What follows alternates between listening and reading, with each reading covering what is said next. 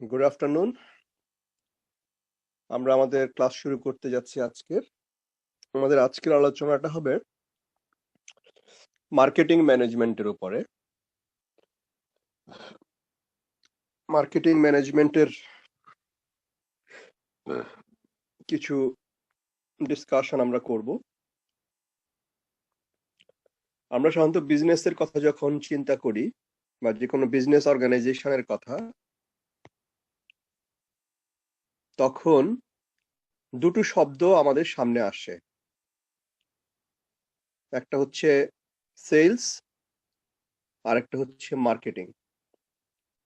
দুটো এক জিনিস না, অ্যাপারেন্টলি সেম মনে হলো, দুটো এক জিনিস না। সেলস এবং মার্কেটিং এর মধ্যে ডিফারেন্স আছে।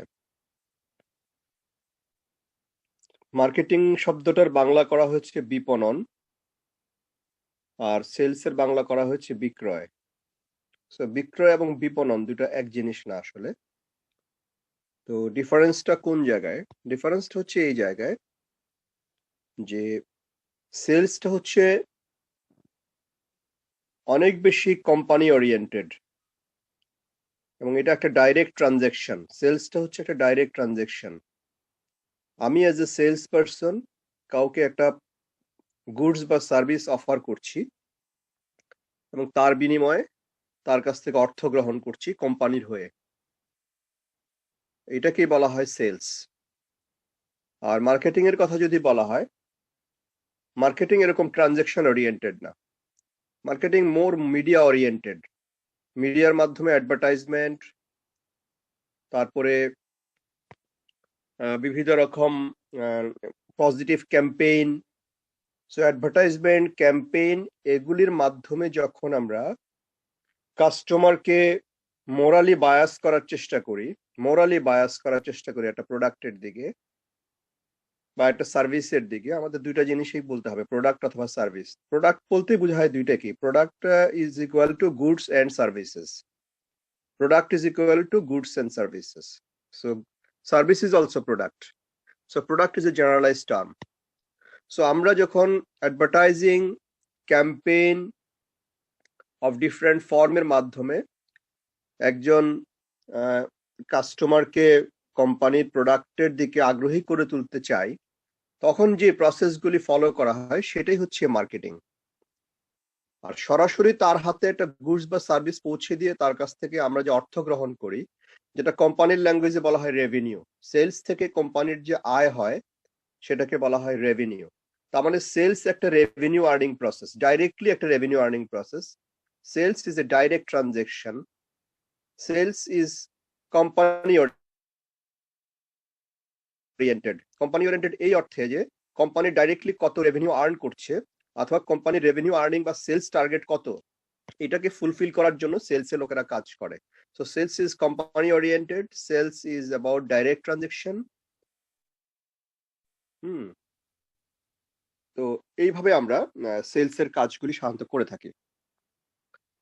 আর মার্কেটিং এর কাজ যদি বলা হয়, মার্কেটিং হচ্ছে more media oriented, customer oriented, company oriented. অবশ্যই সবাই কোম্পানি ওরিয়েন্টেড, কিন্তু মার্কেটিং প্রোডাক্ট ওরিয়েন্টেশনের থেকেও কাস্টমার ওরিয়েন্টেশনটা বেশি দেখতে চায়, যে আমি এবং এটা পুল করতে চায়।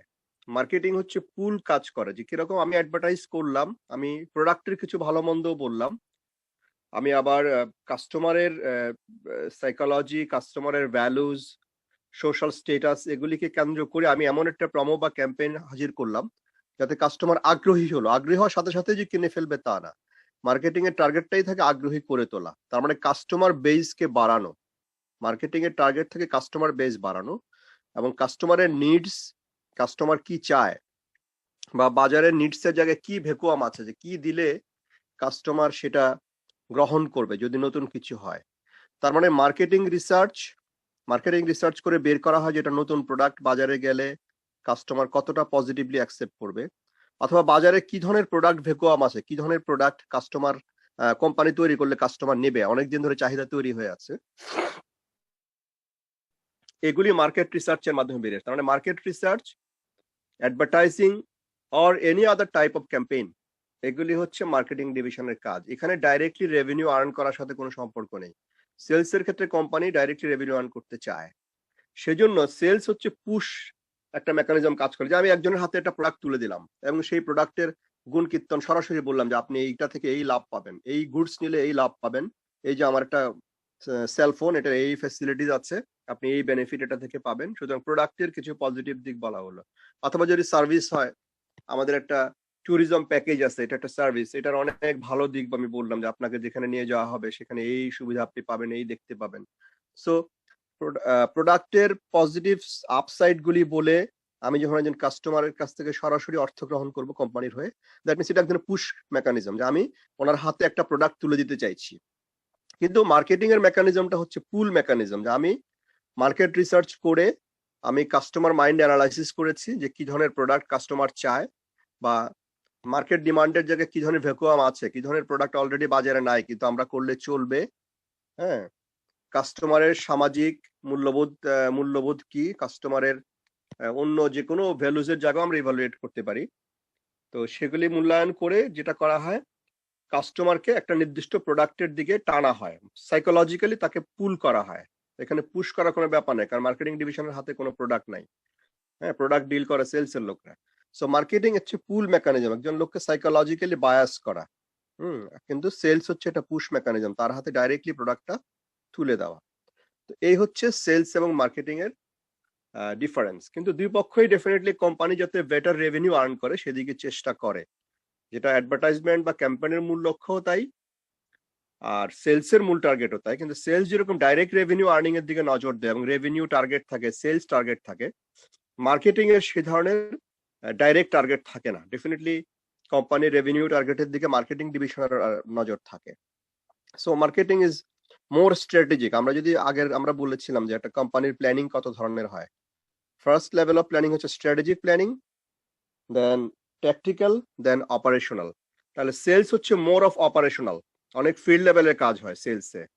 আর মার্কেটিং হচ্ছে মোর স্ট্র্যাটেজিক, মার্কেটিং হচ্ছে মোর স্ট্র্যাটেজিক। তো অনেক হাই লেভেলের লোকেরা মার্কেটিংটা ডিল করে, যারা কোম্পানির ভিতরে থেকে বিবিধভাবে পলিসি নির্ধারণের সাথে জড়িত থাকে, যে কিভাবে কোম্পানির প্রোডাক্ট বাজারে ভালো চলবে। এখন দুক্ষেত্রেই ব্যাপার হচ্ছে যে মানুষকে কনভিন্স করার ব্যাপার আছে, দুক্ষেত্রেই মানুষকে কনভিন্স করার ব্যাপার আছে। তো মানুষকে কনভিন্স করতে গেলে অনেক ক্লাসিক্যাল একটা থিওরি আছে যেখানে তিনটা মেকানিজমের কথা বলা হয়েছে, যে কিভাবে মানুষকে কনভিন্স করা যায় কোন একটা কাজ করার জন্য। আমরা তো আগে মোটিভেশনাল থিওরিগুলি পড়েছি, সেটা যেমন একদিকে আছে মোটিভেশনাল থিওরিগুলি, সেগুলো হচ্ছে ওয়ার্ক প্লেস মোটিভেশন। কেউ যখন এমপ্লয়মেন্টে জড়িত থাকে তখন তার সাইকোলজিক্যাল স্ট্রাকচারটা কি হয়। আমরা এগুলি ম্যাশলোর থিওরি পড়েছি, আমরা ম্যাকগ্রেগরের থিওরি পড়েছি। হ্যাঁ, আমরা এগুলি থেকে দেখেছি যে মানুষের আসলে সাইকো স্ট্রাকচারটা কি। তাহলে তাকে কাজে মোটিভেট করতে গেলে ম্যানেজারিয়াল লেভেল থেকে কিভাবে তাকে কাজে মোটিভেট করা যাবে, কিভাবে ডিমোটিভেটিং ফ্যাক্টরকে কমিয়ে এনে মোটিভেটিং ফ্যাক্টরকে হাই করতে হবে, এগুলি আমরা আলোচনা করেছি। তো মার্কেটিং এর ক্ষেত্রে যখন আমরা যাব তখন সেই সমস্ত থিওরিটা কাজ করবে না, কারণ মার্কেটিং একজন ফ্রি কাস্টমার, তার হাতে টাকা আছে, এবং ইকোনমিক্স এর ল্যাঙ্গুয়েজে যার হাতে টাকা থাকে সেই ডিমান্ড দিতে পারে। হ্যাঁ, সেজন্য ডিমান্ড এবং নিড ইকোনমিক্স দুইটাকে আলাদা করে বলা হয়। একটা লোকের চাহিদা আছে, দরিদ্র মানুষ, কিন্তু কেনার ক্ষমতা নেই, সেটা তার নিড হতে পারে, কিন্তু সেটা কখনো ডিমান্ড না। ডিমান্ড হচ্ছে অর্ডারের মতো, যে আমি এটা চাই এবং সেটা কেনার ক্ষমতা আমার আছে। I can place the demand but I can't place the need. আমি বলতে পারি যে আমার একটা নিড আছে এই জিনিসের, কিন্তু আসলে আমার পারচেস ক্যাপাসিটি ছাড়া এটা কোনোদিন ডিমান্ড হবে না, ইট উইল বিকাম নিড। সুতরাং পুয়ার পিপল যাদের পারচেস ক্যাপাসিটি নাই, তাদের অনেক নিডস আছে, কিন্তু তাদের এগুলি ডিমান্ড বলা যাবে না। ডিমান্ড হচ্ছে পারচেস ক্যাপাসিটি সম্পন্ন লোকের যে চাহিদা, সেটাকে আমরা ডিমান্ড বলি। এখন প্রশ্ন হচ্ছে যার ডিমান্ড আছে, তার মানে তার হাতে টাকা আছে, he is a free person, he is not bound যে আমার কোম্পানির জিনিসটাই কিনবে, বাজারে সিমিলার প্রোডাক্ট আরো আছে। তাহলে কি করে তাকে সাইকোলজিক্যালি কনভিন্স করা যাবে? সেক্ষেত্রে একজন এমপ্লয়েড লোকের ক্ষেত্রে যে ধরনের এমপ্লয়ি মোটিভেশনের যে থিওরিগুলি আছে সেগুলি এখানে অতটা কাজ করবে না, সেগুলোই এমপ্লয়মেন্ট স্পেসে বেশি কাজ করে, ম্যানেজারিয়াল স্পেসে বেশি কাজ করে। এখানে সোসাইটির free citizen versus the company তার প্রোডাক্টের জন্য ফ্রি সিটিজেনকে সাইকোলজিক্যালি কনভিন্স করবে, কিভাবে করবে? তো সেজন্য আমাদের এখানে তিনটা জিনিস সাধারণত গুরুত্ব দেওয়া হয়। এটা খুবই পুরনো একটা থিওরি, সেটা হচ্ছে তিনটা ফ্যাক্টর দিয়ে মানুষকে কনভিন্স করা যায়, তিনটা ওয়েতে। একটা হচ্ছে ইথোস, একটা হচ্ছে প্যাথোস আর একটা হচ্ছে লোগোস। আমি আবার রিপিট করছি, একটা হচ্ছে ইথোস, ইথোস, প্যাথোস এবং লোগোস। এই তিনটা জিনিস দিয়ে মানুষকে কনভিন্স করা যায়। এটা খুব প্রাথমিক থিওরি, এরপরে আরো অনেক থিওরি ডেফিনেটলি আছে। তো আমরা প্রথমে মনে করি যে ইথোস জিনিসটা কি। ইথোস, ইথোস জিনিসটা হচ্ছে যিনি বক্তা তার মোরালিটি। আমি যদি একটা পাবলিক স্পিকিং এর কথা বলি, একজন রাজনৈতিক নেতা কথা বলছেন, একজন রাজনৈতিক নেতা কথা বলছেন, তিনি মানুষকে কনভিন্স করতে চান, তার পক্ষে টানতে চান, তার দলের সদস্য করতে চান, সামনে ইলেকশন থাকলে তাকে ভোট দেওয়া হোক, সেটা তিনি চান। এই এই এই জিনিসটা যদি আমরা ধরে নেই, তাহলে তার অ্যাপ্রোচটা কি হবে? তার অ্যাপ্রোচটা এইরকম তিনটা জিনিসই হবে, একটা হচ্ছে ইথোস, একটা হচ্ছে প্যাথোস, একটা হচ্ছে লোগোস। তাহলে ইথোসটা কি? ইথোস হচ্ছে যিনি বক্তা তার পার্সোনাল ক্যারেক্টার এবং তার পার্সোনাল বিহেভিয়ার কি, সেটা হচ্ছে, সেইটাকে ব্যবহার করে যখন তিনি কথা বলবেন, ডেফিনেটলি একজন মোরালি হাই ক্যারেক্টারের লোকের কথা মানুষ শুনতে চায়, বা একজন লার্নেড লোকের কথা মানুষ শুনতে চায়, যে তিনি জ্ঞানী মানুষ, এই স্বীকৃতি আছে। সো যখন একজন ব্যক্তি তার পার্সোনালিটি ট্রেট বা তার ম্যানার্স বা তার বিহেভিয়ার দিয়ে মানুষকে কনভিন্স করবেন, যেগুলি অত্যন্ত হাই, এগুলি খুব সেলস পার্সনের যে সাধারণ কথাবার্তা, সেগুলির থেকে ইথোসকে অনেক হাই বিষয় মনে করা হয়, কারণ সেলস পার্সন অনেক কনভিন্সিং ওয়েতে কথা বলতে পারেন সেলস পার্সনরা। কিন্তু আমরা যখন এটাকে ইথোস দিয়ে ব্যাখ্যা করতে যাইবো, তখন এইটা কিন্তু অনেক high moral integrity, high learning বা হাই ক্যারেক্টার স্ট্রেচারকে মিন করছি আমরা এখানে। সো একজন রাজনৈতিক নেতা যখন কথা বলছেন, তিনি ইথোস দিয়ে মানুষকে কনভিন্স করতে পারেন, I am such a person, তোমরা আমাকে জানো, আমি সারা জীবন ধরে স্ট্রাগল করেছি, স্যাক্রিফাইস করেছি, আই হ্যাভ ইউনিভার্সিটি গ্রাজুয়েশন, আমি অতদূর লেখাপড়া, তারপর আমি তোমাদের সাথে আছি। তো এরকম যদি ওনার পার্সোনাল ক্যারেক্টার ইন্টিগ্রিটি দিয়ে উনি মানুষকে কনভিন্স করেন, তখন আমরা এটাকে বলি ইথোস। এটা অ্যাডভার্টাইজমেন্টের ক্ষেত্রেও বড় কাজে লাগে, কারণ অ্যাডভার্টাইজিং ফার্মগুলি যখন সোসাইটির সেলিব্রিটি ফিগারদেরকে দিয়ে অ্যাডভার্টাইজ করান কোন একটা প্রোডাক্টের, এটার কারণই থাকে যে এই ব্যক্তি তার অন্য ক্ষেত্রে তার যে পার্সোনালিটি তিনি অ্যাচিভ করেছেন, যে সেইটাকে ব্যবহার করে তিনি ওনার যে ফ্যানরা আছে তাদেরকে এখন তিনি একটা প্রোডাক্ট ইউজ করার ক্ষেত্রে কনভিন্স করছেন। তো এই জাতীয় কনভিন্সিং মেকানিজম মানে হচ্ছে ইথোসকে ব্যবহার করে কনভিন্স করা, একজন মানুষকে পারসুয়েট করা। আমরা কনভিন্স করার থেকে আমরা বলবো পারসুয়েট করা, পারসুয়েট করা। সো পারসুয়েশনের প্রথম টেকনিকটা আমরা বললাম ইথোস। তারপরের টেকনিকটা হচ্ছে প্যাথোস। প্যাথোসটা হচ্ছে যে যারা অডিয়েন্স, যারা আমার বক্তৃতা শুনছেন, আমি পলিটিক্যাল লিডার, তাদের ইমোশনকে যদি আমি আপে নিয়ে, তাদের ইমোশনটাকে যদি আমি জাগিয়ে তুলি এবং সেটাকে ব্যবহার করে যদি আমি আমার গোলের দিকে তাদেরকে নিয়ে যাই, যে গোলটা আমি অ্যাচিভ করতে চাই, তাদের কাছে আমি যা চাই, তাহলে এটা হচ্ছে প্যাথোস। সো প্যাথোসটা ডিপেন্ড করছে কার উপরে? প্যাথোসটা যিনি কথা বলছেন তার ক্যারেক্টার ইন্টিগ্রিটি বা তার পার্সোনাল অ্যাচিভমেন্ট সেগুলির উপর না, ডিপেন্ড করছে যারা শুনছেন তাদের ভ্যালুস কি, তাদের মোরালিটি কি, তাদের ইমোশন লেভেল কি। সো অডিয়েন্সের মোরালিটি, ভ্যালুস বা ইমোশনকে ব্যবহার করে যখন আমি তাকে পারসুয়েট করি টু সাম গোল, তখন এটাকে বলা হচ্ছে প্যাথোস।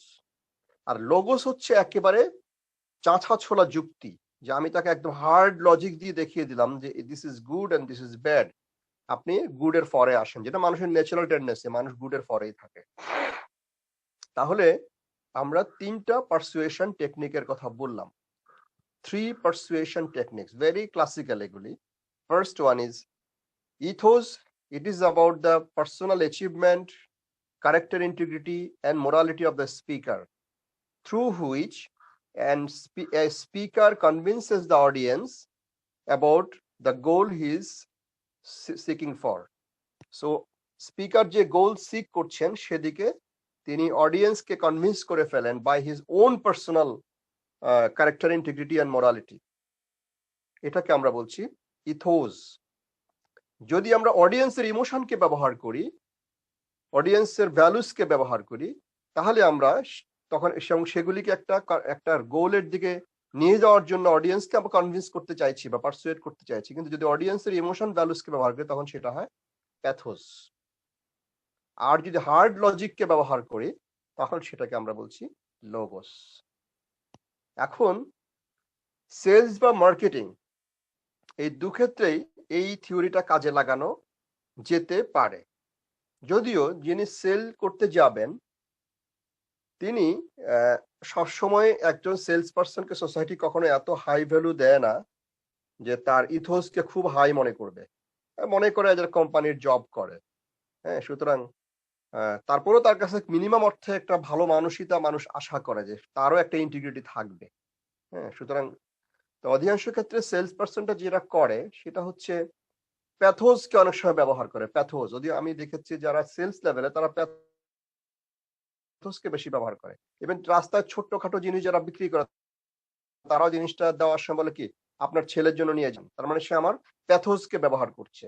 আপনার মায়ের জন্য নিয়ে যান, আমার ইমোশনকে সে ব্যবহার করছে। বাড়ির বাচ্চারা খুশি হবে এই কথা বলে কি বলে সে আসলে সে আমার ইমোশনকে ব্যবহার করছে। বা যদি এটা একটু রিলিজিয়াস বায়াস প্রোডাক্ট হয় তখন বলে যে এইটা নিয়ে যান, এটা তো আপনার নামাজের সময় কাজে লাগবে, আপনার পূজার সময় কাজে লাগবে। হ্যাঁ, এইসব তারা বলে। তার মানে সে সেলস পার্সনরা যেহেতু কোম্পানির এমপ্লয়ি হয়ে থাকে তাদের ইথোসকে মানুষ খুব হাই মনে, হয়তো তাকে ভালো মানুষ মনে করে কিন্তু খুব হাই ইথোসের লোক তাকে মনে করে না। কিন্তু অধিকাংশ ক্ষেত্রে সেলস পার্সনরা মানুষের প্যাথোসকে ব্যবহার করে, ক্লায়েন্টের ইমোশনকে ব্যবহার করে। সো সো এই ইমোশনের বিচিত্র ডাইমেনশন হতে পারে, সেটা আরেকটা ডিসকাশন, অনেক রকম ডাইমেনশন হতে পারে। আর অনেক সময় সেলস পার্সনরা লোগোসকে ব্যবহার করে, হার্ড লজিক শো করে। কখন তার প্রোডাক্ট যদি খুব ব্র্যান্ড প্রোডাক্ট হয়, তার প্রোডাক্ট যদি খুবই ভালো হয় তখন সে লোগোসকে ব্যবহার করে, হার্ড লজিক, যে আপনি আমার এই জিনিসটা ব্যবহার করে দেখেন আর 10টা জিনিসের থেকে ভালো হবে। এই মোবাইল ফোনের এই ফিচার আছে, এটা স্ক্র্যাচ রেজিস্ট্যান্ট, এটা হাত থেকে পড়ে গেলে এটা ড্রপ রেজিস্ট্যান্ট, হ্যাঁ, এটা water resistant, fire resistant, so and so, battery এত লাইফ টাইম, হ্যাঁ, এটা অন্য যে কারো থেকে ভালো আপনাকে সুবিধা দেবে। কখন যদি প্রোডাক্ট খুব রিয়েলি হাই লেভেলের হয় তখন সে লোগোস ব্যবহার করে। সো এইটা গেল সেলস এর কথা।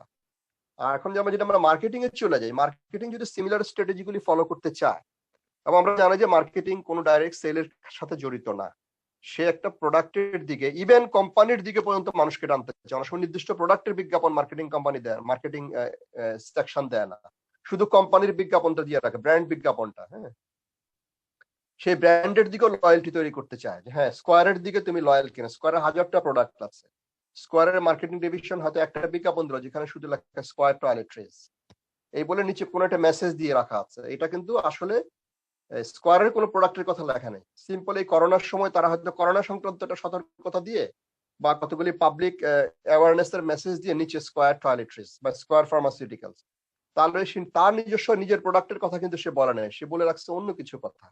তার মানে নিচে লেখা আছে স্কোয়ার ফার্মাসিউটিক্যালস বা স্কোয়ার টয়লেট্রিজ। তার মানে সে স্কোয়ার ব্র্যান্ডটার প্রতি লয়্যালটি তৈরি করতে চাইছে সোসাইটির কিছু মানুষ, যারা পরবর্তীতে যার যেটা প্রয়োজন, কেউ স্কোয়ার টয়লেট্রিজ এর প্রোডাক্ট কিনবে, কেউ স্কোয়ার ফার্মার প্রোডাক্ট কিনবে। মার্কেটিং ডিভিশন এভাবেও কাজ করে। তার মানে সে কাস্টমার লয়্যালটি তৈরি করতে চায়, সে এক ধরনের কাস্টমার বেজ মানে সে পুল করতে চায়, টানতে চায়। সেল ডিভিশনের মতো সে জিনিস পুশ করতে চায় না যে নির্দিষ্ট জিনিস এটা নাও, টাকা দাও, যেখান থেকে কিনো ঠিক আছে, আমাকে দিতে হবে না, যেখান থেকে কিনো এটা নাও তুমি, এরকম পুশ তার না। তার কনসেপ্ট হচ্ছে পুল, যে আমার কোম্পানির লয়াল কাস্টমার বেজ আমি সোসাইটিতে তৈরি করব। তো সে যদি এই তিনটা কনসেপ্টকে ব্যবহার করতে চায়, ইথোস, লগোস এবং ইথোস, প্যাথোস এবং লোগোস, তো ইথোসটা সে কিভাবে ব্যবহার করে মার্কেটিং ডিভিশন একটা বিজ্ঞাপনের মধ্যে? ইথোস তো একটা পার্সনের পার্সোনালিটি ট্রেইট, আমরা বলেছি এইটাকে ব্যবহার করতে হবে। তো ব্যবহার করতে গেলে এখন স্কোয়ারের এমডি বললে তো মানুষ জিনিস কিনবে না, উনি বড় কোম্পানির মালিক হতে পারেন, তপন চৌধুরী নিজে যদি অ্যাডভার্টাইজমেন্টের মডেল হয়ে যান মানুষ তাকে দেখে জিনিস নাও কিনতে পারে।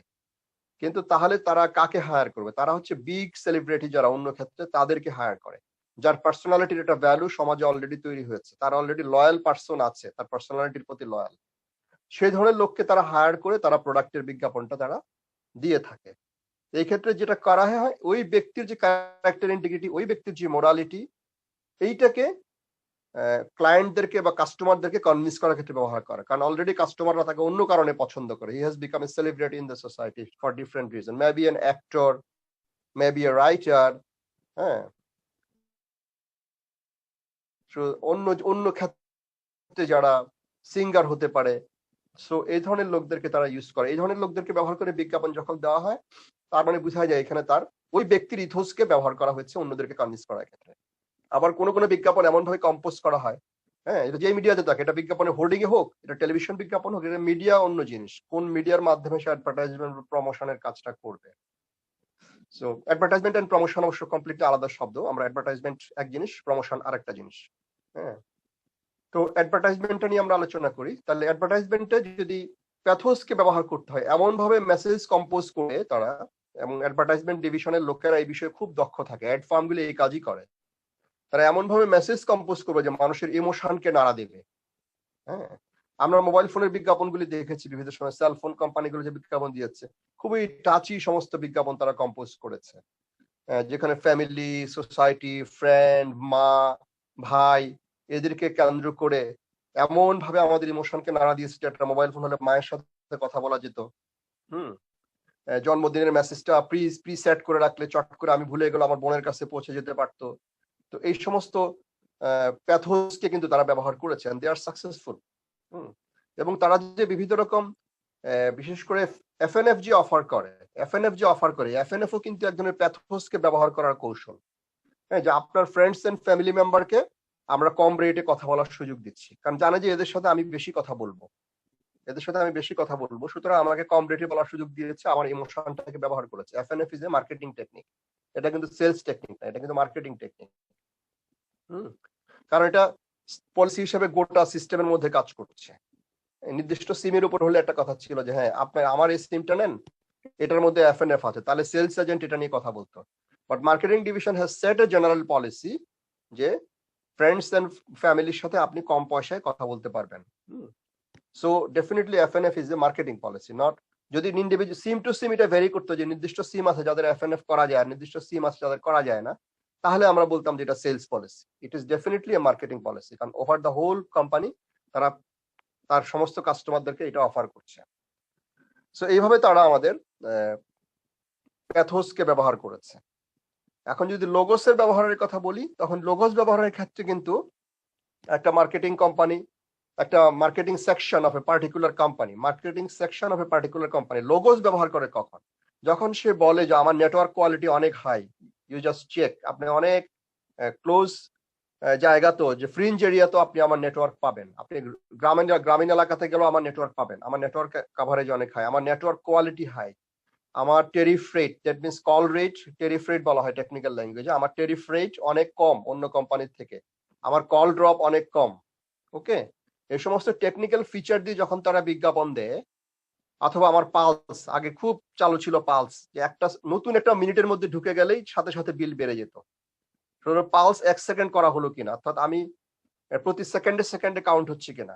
ওকে, তো সেটা করে অনেক কোম্পানি বলেছে যে আমি কিন্তু প্রতি সেকেন্ডে আপনার বিল কাউন্ট করছি, আপনি যদি অন্য একটা মিনিটের মধ্যে ঢুকে পড়েন তাহলে হয়তো 1 সেকেন্ডের বিলটা আমি কাটবো। অন্যরা বলতো, অন্যদের সিস্টেম ছিল নতুন একটা মিনিটে ঢুকে গেলে তখন সে পুরো মিনিটের বিল কাউন্ট করতো। এই সমস্ত জিনিস যখন তারা টেকনিক্যালি নিজেদের মোর কনফিডেন্ট ফিল করে যেগুলি কাস্টমারকে বেনিফিট দেবে, এবং এগুলি হার্ড লজিকের উপর দেখানো যায় যে এগুলি আপনার জন্য বেটার বেনিফিট বয়ে আনবে, তখন কিন্তু তারা লোগোসকে ব্যবহার করে। তার মানে নেটওয়ার্ক কোয়ালিটি, তারপরে কল ড্রপ কম, low call drop and high quality network, low call drop and low tariff rate, এই সমস্ত নেটওয়ার্ক কোয়ালিটি গুলি যখন তারা হাজির করে, তখন তারা বলতে চায় যে আমরা লোগোসকে ব্যবহার করছি, দ্যাট মিনস আমরা যুক্তিকে ব্যবহার করছি। তো এইভাবে মানুষকে তারা কনভিন্স করে। আমাকে শোনা যাচ্ছে clearly? Do you hear me? Hello, okay, thank you. তো আমরা এখন আলোচনা করব যে মার্কেটিং এর যে 3টা স্ট্র্যাটেজি আছে, সেই 3টা স্ট্র্যাটেজি নিয়ে আলোচনা, এখানে আমরা আলোচনা করলাম পারসুয়েশন টেকনিক গুলি নিয়ে।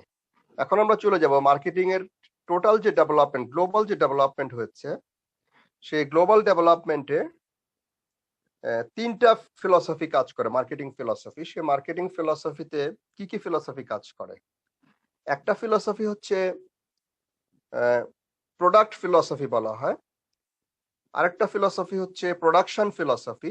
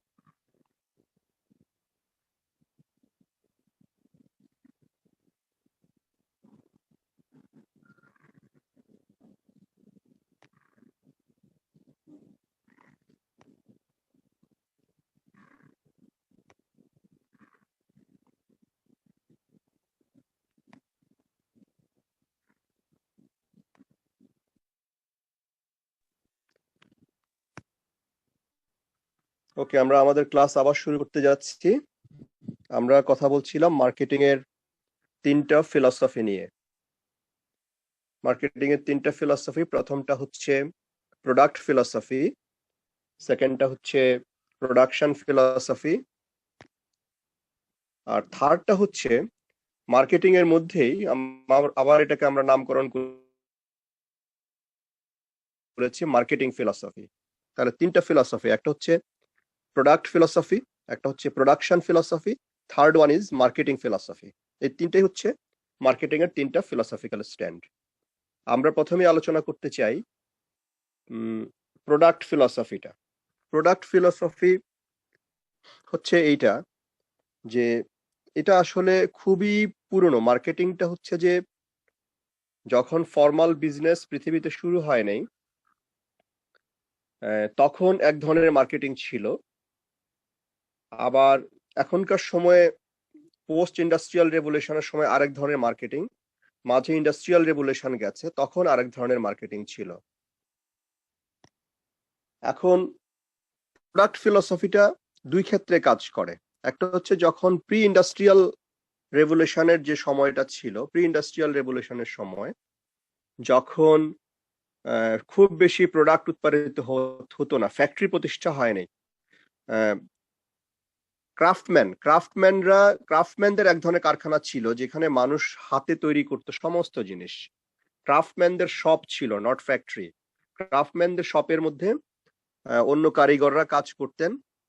তো সেইখানে অল্প অল্প পরিমাণে জিনিস উৎপাদিত হতো। তো ক্রাফটম্যানরা এক একটা জিনিসকে চাইলে একটু ডিফারেন্ট রকমও করতে পারতেন। তো তখন এই স্বল্প পরিসরের অল্প পরিমাণ গুডস বিক্রি করার যে মেকানিজমটা ছিল সেটা ছিল প্রোডাক্ট ফিলসফি। যে এই প্রোডাক্টটা একটু ভিন্ন রকম, এই প্রোডাক্টটা একটু অন্যরকম, প্রত্যেকটারই একটা ডিফারেন্ট টাইপের ইউটিলিটি ছিল। তো সেটাকে কেন্দ্র করে যে মার্কেটিং ফিলসফিটা দাঁড়িয়েছিল, তো সেটা হচ্ছে প্রোডাক্ট ফিলসফি। এখনকার সময় এসে আবার প্রোডাক্ট ফিলসফি কাজ করে পোস্ট ইন্ডাস্ট্রিয়াল পিরিয়ডেও। সেটা হচ্ছে যে কোনো কোম্পানি কোনো প্রোডাক্ট এমন ক্লাসিফাইড ওয়েতে তৈরি করবেন যে তিনি বলবেন যে কাস্টমারের কি প্রয়োজন সেটা কাস্টমারের থেকে আমরা অনেক বেশি ভালো বুঝি। যারা আইফোনের ডিজাইনার, কাস্টমার কখনো ভাবেও নেই যে এই ধরনের বেনিফিটস বা ফ্যাসিলিটিস গুলো একটা ফোনের মধ্যে থাকতে পারে।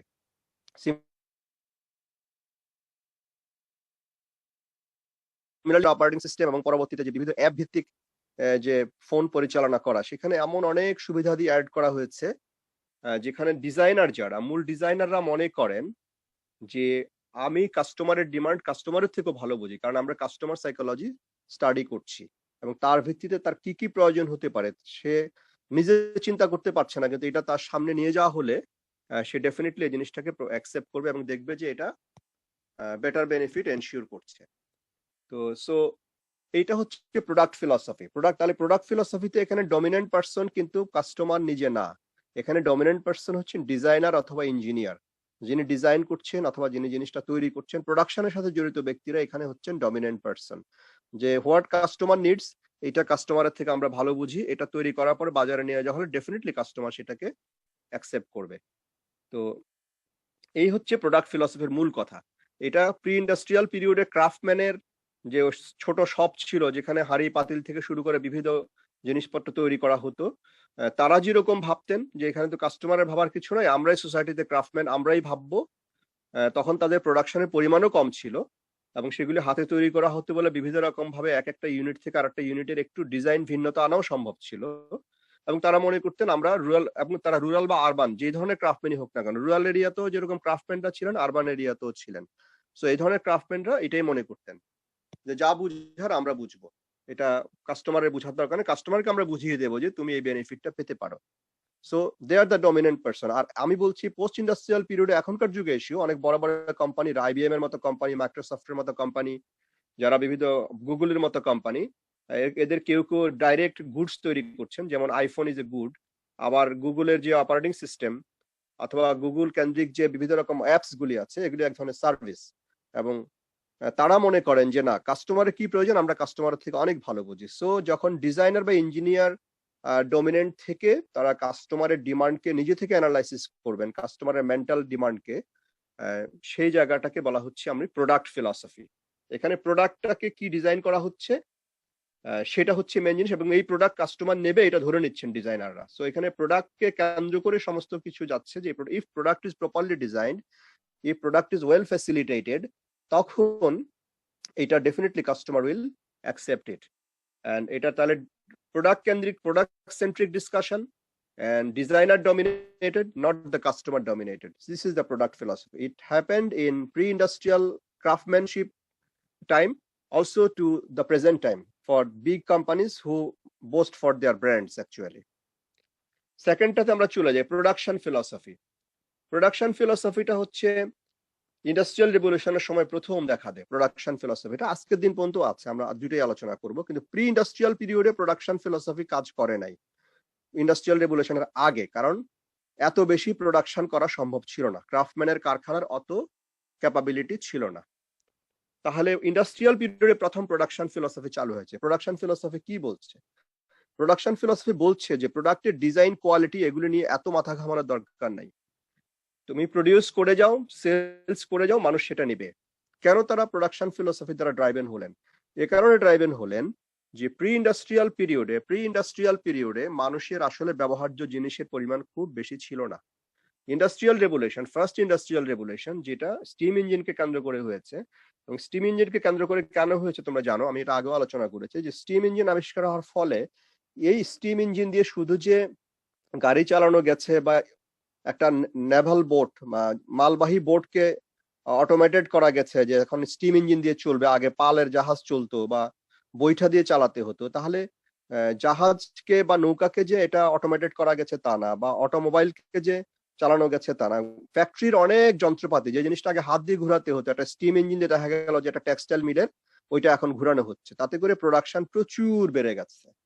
অ্যাট দ্য সেম টাইম এটা যারা প্রোডাকশনের সাথে জড়িত ছিলেন তারা জানতেন যে প্রি ইন্ডাস্ট্রিয়াল পিরিয়ডে মানুষের আসলে ব্যবহার্য জিনিসপত্র খুব বেশি ছিল না, মানুষের ঘর বাড়িতে খুব জিনিসপত্র ছিল না মানুষের হাতে। ইন্ডাস্ট্রিয়াল পিরিয়ডে সেই জন্য তারা বলতে থাকলো যে জিনিসের ডিজাইন বা কোয়ালিটি নিয়ে এত চিন্তা করার দরকার নেই, প্রডিউস করে যাও, বিক্রি করতে থাকো, মানুষ কিনবে, কারণ মানুষের দীর্ঘ দিনের চাহিদা পাইল আপ হয়ে আছে, মানুষের অনেক দিন ধরে অনেক কিছু নাই।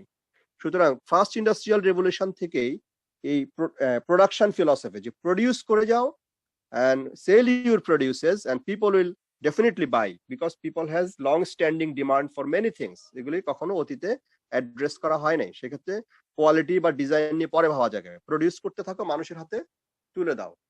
তো এতে করে এই প্রোডাকশন ফিলসফিটা ডমিনেটেড হয়েছে।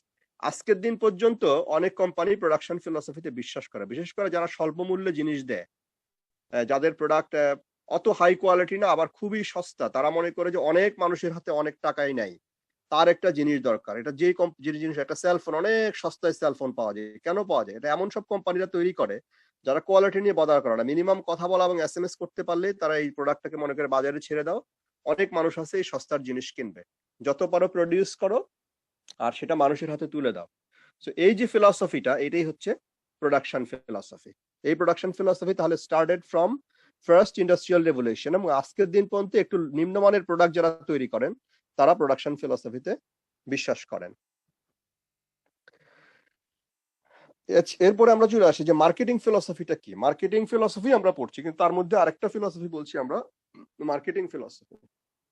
মার্কেটিং ফিলসফি হচ্ছে এটা হচ্ছে কাস্টমার ইজ দ্য কিং। এখানে যেমন প্রোডাক্ট ফিলসফিতে ছিল designer or engineer is the king, হ্যাঁ, তো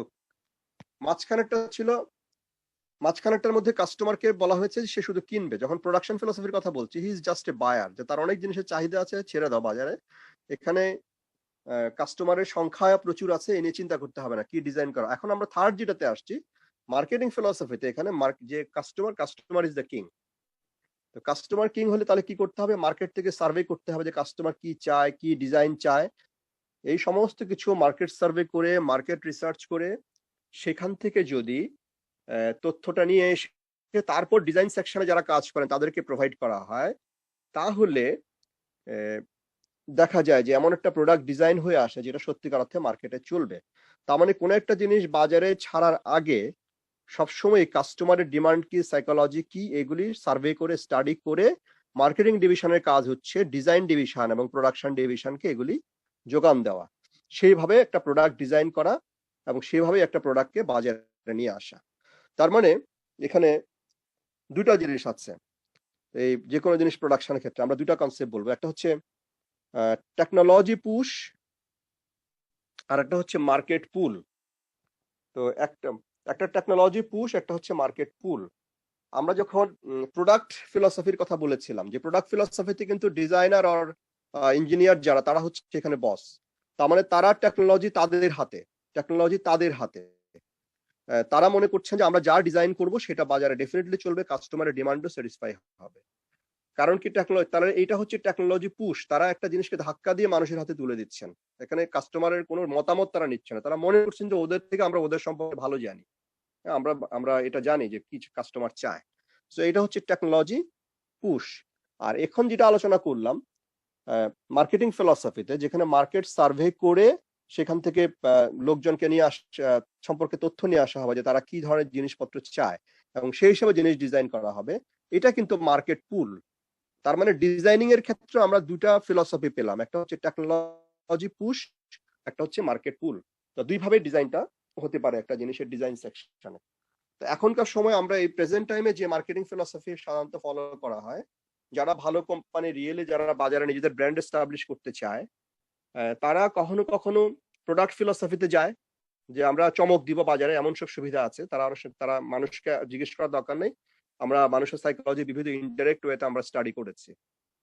তো তারা প্রোডাক্ট ফিলসফিতে বিশ্বাস করে, যারা ব্র্যান্ড এস্টাবলিশ করতে, যেমন অ্যাপল করেছে, অ্যাপল কি কি সুবিধা দেবে কখনোই তারা ডিক্লেয়ারই করে না যে আইফোনে তারা কি সুবিধা দেবে। এখন তারা করে যে সামনের আইফোনে এই ধরনের সুবিধা থাকতে পারে, কিন্তু প্রথম দিকে তারা একটা চমক আকারে আইফোনকে হাজির করেছে। সো তারা হচ্ছে প্রোডাক্ট ফিলসফিতে বিশ্বাসী।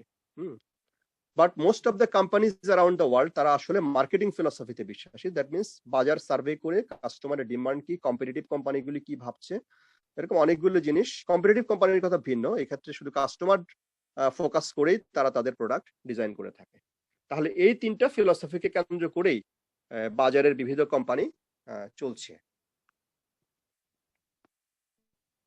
তো তাহলে মোটামুটি এই হচ্ছে আমাদের সেলস এবং মার্কেটিং সম্পর্কে মোটামুটি সামারি। তো তাহলে আমি কি আজকে সামারি ওয়ার্ডগুলি বলবো? Someone please respond me. জি স্যার। ওকে, তাহলে আজকে আমরা প্রথমেই আলোচনা করেছি sales versus marketing. Sales versus marketing,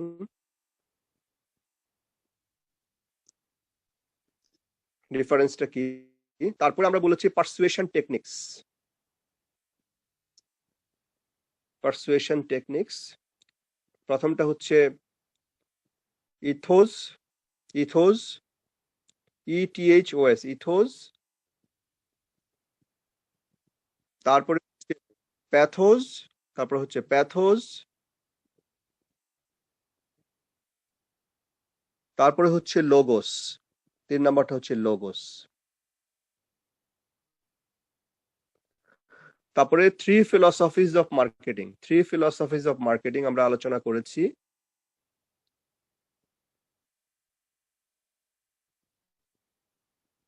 এক নাম্বার হচ্ছে প্রোডাক্ট ফিলসফি, 2 নাম্বার হচ্ছে প্রোডাকশন ফিলসফি, 3 নাম্বার হচ্ছে মার্কেটিং ফিলসফি।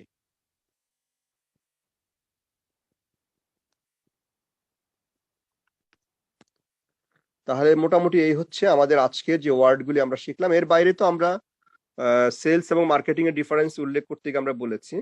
তো আরো 2টা ওয়ার্ড আছে এখানে, টেকনোলজি পুশ, একটা হচ্ছে টেকনোলজি পুশ যেটা আলোচনা করলাম, টেকনোলজি পুশ। তারপরে হচ্ছে মার্কেট পুল, তারপরে হচ্ছে মার্কেট পুল। ওকে, তারপরে সেলস এবং মার্কেটিং এর কনসেপ্ট আলোচনা করতে গিয়ে আমরা আরো কিছু শব্দ সেখানে বলেছি, কোনটা এগুলি আমরা এখানে ডিটেল করার দরকার নেই, এগুলি নেটে ঘাটলে পেয়ে যাওয়া। কোন টেকনিকটা সেলস হচ্ছে প্রোডাক্ট ওরিয়েন্টেড, বা কোম্পানি ওরিয়েন্টেড, মার্কেটিং হচ্ছে মোর কাস্টমার ওরিয়েন্টেড। এগুলো অনেকগুলো ডিফারেন্স আমরা বলেছি। সেলস হচ্ছে পুশ টেকনিকে চলে, তারপরে মার্কেটিং হচ্ছে পুল টেকনিকে চলে, হ্যাঁ, মানুষকে টানতে চায়।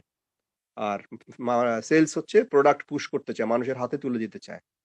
তো এরকম বেশ কিছু ডিফারেন্স আমরা বলেছি, এগুলি তোমরা বইতে নেটে একটু ঘাটাঘাটি করলেই পেয়ে যাবে। তো তাহলে ঠিক আছে, আমাদের আজকের ক্লাস আমরা এখানে শেষ করছি।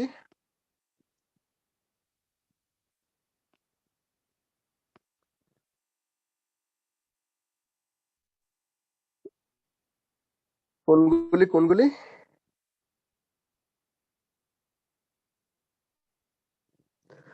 এগুলি ওই যে ম্যানেজমেন্ট স্টাডি গাইড আছে না, তোমাদেরকে বলছি না, ম্যানেজমেন্ট স্টাডি গাইড, হ্যাঁ সেখানেও পাবে। আর এর বাইরে যদি তোমরা এগুলির নাম দিয়ে সার্চ দাও, এমনিতে আলাদা অনেক লেখা এগুলির উপর আছে। ম্যানেজমেন্ট থিওরি গুলো আমরা বলেছিলাম, অ্যাডমিনিস্ট্রেটিভ থিওরি অফ ম্যানেজমেন্ট, তারপরে সায়েন্টিফিক থিওরি, তারপরে ব্যুরোক্রেটিক থিওরি, এগুলি আমরা বলেছিলাম, তাই না? তো এগুলি তোমরা এমনি সার্চ দিলেও পাবা, এগুলির নাম দিয়ে সার্চ দিলে পেয়ে যাবা, বেশ অনেক লেখালেখি আছে এগুলির উপরে।